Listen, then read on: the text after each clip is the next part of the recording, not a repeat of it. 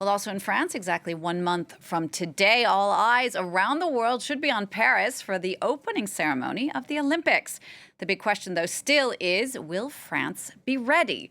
We're going to talk more about that now with Ed Aarons, a sports journalist for The Guardian. Ed, thanks for taking the time to speak to us. Just to start off, you've covered a lot of Olympics. How does France's readiness at the moment compare with other Olympic countries in the past? Hi there, how are you? Yeah, I think there's a lot of nervousness around Paris and its readiness for the Olympics with only a month to go.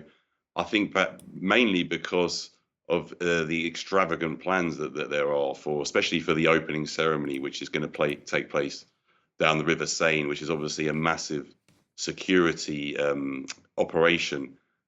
So I think that they're beginning to get everything into place, but the proof is going to be in the pudding of how it's all delivered Right. So, in a month's time. so let's break it all down a little bit. Let's start with security. France is still recruiting security personnel at the moment. I mean, are there going to be any kinds of plan Bs if there are any terrorist threats, for example, for that big opening ceremony, which will be the first to be held outside of a stadium? Well, I don't think there's any particular plan Bs, but there's going to be 45,000 police and other security personnel who are going to be enlisted in Paris on the day. Um, the athletes are going to be going down the River Seine for six kilometers, and so you can imagine how much of an area that is going to have to be covered by security forces. And there's going to be certain zones around the river that are going to be kicking in from July the 18th, which is 8 days beforehand. So clearly, it's going to be a massive, massive operation, and we'll have to see how it all goes because that there's been a couple of threats last month, as I'm sure you reported on at the Saint Etienne stadium. They foiled a potential terrorist plot. So France is on high alert for the Olympics. Obviously, it's a massive global event that is potentially going to be targeted by people. So yeah, let's see how ready they are.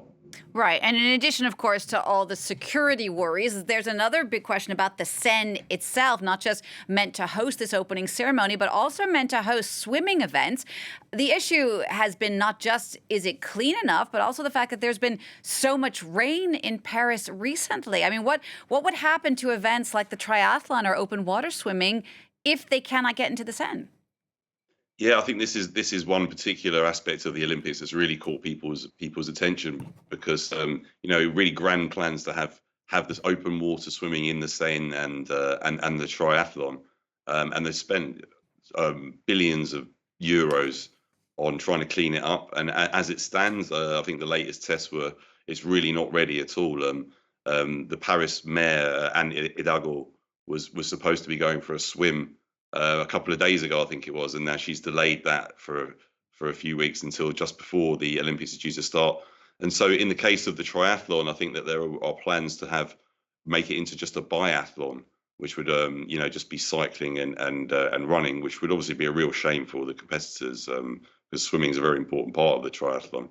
So they really are under a lot of pressure. It's a massive task to clean up such an old ancient river that's so many people live around and so much pollution in there. Let's see whether they manage to do it, but I think at this stage it's looking pretty unlikely. And just one other thing, it is very hot here at the moment in France. French summers are notoriously warm. Another bone of contention is that there is not going to be any air conditioning for the housing of the thousands of athletes who will be here in Paris this summer. Do you think that was really coming from a place of France being environmentally sound, or was it just to cut costs? And how are the athletes reacting to that? Well, I think that there's going to athletes when they arrive and find out those conditions, not going to be very happy with it, especially if this current heat wave carries on into the Olympics, which is expected. I think the forecasts are it's going to be one of the hottest Olympics ever, and so yeah, I'm sure that's not going to go down very well. I mean, as for the cost, they're really as we found in London when it hosted the games in 2012, the costs really do spiral out of control very quickly. And yeah, I think that Paris is going to find that in the next few weeks. There's the other issues going to come up as well, I'm sure.